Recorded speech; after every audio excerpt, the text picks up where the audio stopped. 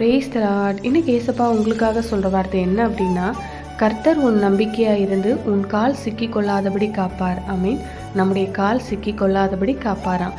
இந்த உலகத்தில் சாத்தான் ஒருத்தன் சுற்றிக்கிட்டே இருக்கான்ல, அவன் நம்மளை எப்படியாவது எதுலையாவது கண்ணி வச்சு நம்மளை அகப்படுத்தின்னு சொல்லி தான் அவன் சுற்றி சுற்றி வரான்.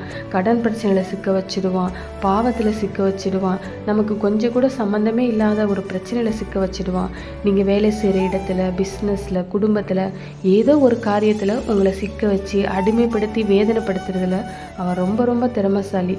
அதுக்கு தான் அவன் சுற்றி சுற்றி வருவான். தவறான கனெக்ஷன்லாம் ஏற்படுத்தி விட்டுருவான். இப்போல்லாம் ரொம்ப ஈஸியாக மொபைல் ஃபோனை வச்சு எவ்வளோ பேரை சிக்க வச்சுருக்கான், கண்ணி வச்சிடுவான். இது மாதிரி நம்ம கண்ணுக்கே தெரியாமல் ஒரு ஆபத்து, அதுதான் கண்ணி. பறவையை பிடிக்க கண்ணி வைப்பாங்க, பார்த்துருக்கீங்களா?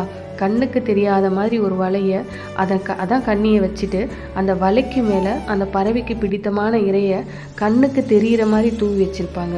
அந்த இரையை பார்த்த உடனே அந்த பறவைகள் அதை சாப்பிட ஆசைப்பட்டு கீழே இறங்கி வரும். அப்படி சாப்பிடும்போது கால் மாட்டிக்கும். கால் வலையில் மாட்டிக்கிட்டால் தப்பவே முடியாது. கண்ணி வச்சவன் அந்த பறவைகளை பிடிச்சிடுவான். இதுதான் கண்ணி வச்சு தந்திரமாக பிடிக்கிறது. இதே மாதிரி தாங்க சாத்தானும் கண்ணுக்கு தெரியாத ஆபத்துகளை வச்சுருப்பான். பாவ கண்ணிகள், பலவிதமான கண்ணிகளை சாத்தான் வச்சிருப்பான். சரி, அப்படின்னா இந்த கண்ணுக்கு தெரியாத கண்ணிக்கு நம்ம எப்படி தப்பிக்கிறது அப்படின்னா, ஆண்டவர் கூட இருக்கார்ல, அவர் தப்பு வைப்பார். நீங்கள் கர்த்தரை நம்பணும். ஆண்டவரே, நீங்கள் என் கூட இருக்கீங்க, சாத்தான் எனக்கு எந்த கண்ணி வச்சாலும் நீங்கள் என்னை தப்பு வைப்பீங்க, ஒரு கண்ணிலையும் நான் அகப்படாதபடி நீங்கள் என்னை காத்துக்கொள்வீங்கன்னு சொல்லி அவர் மேலே நம்பிக்கை வச்சு நீங்கள் துதிச்சு பாருங்கள். சாத்தான் கண்ணி வச்சு வச்சு ஏமாந்து போயிடுவான். நீங்கள் பயப்படாதீங்க. சாத்தானுடைய எந்த கண்ணிக்கும் நீங்கள் அகப்பட்டு சிக்கி கொள்ளாதபடி அவர் பாதுகாப்பார். அவர் மேலே நம்பிக்கை வச்சு பாருங்க, அவரை விசுவாசிங்க. விசுவாசத்தோடு இந்த வார்த்தையை அறிக்கையிடுங்க.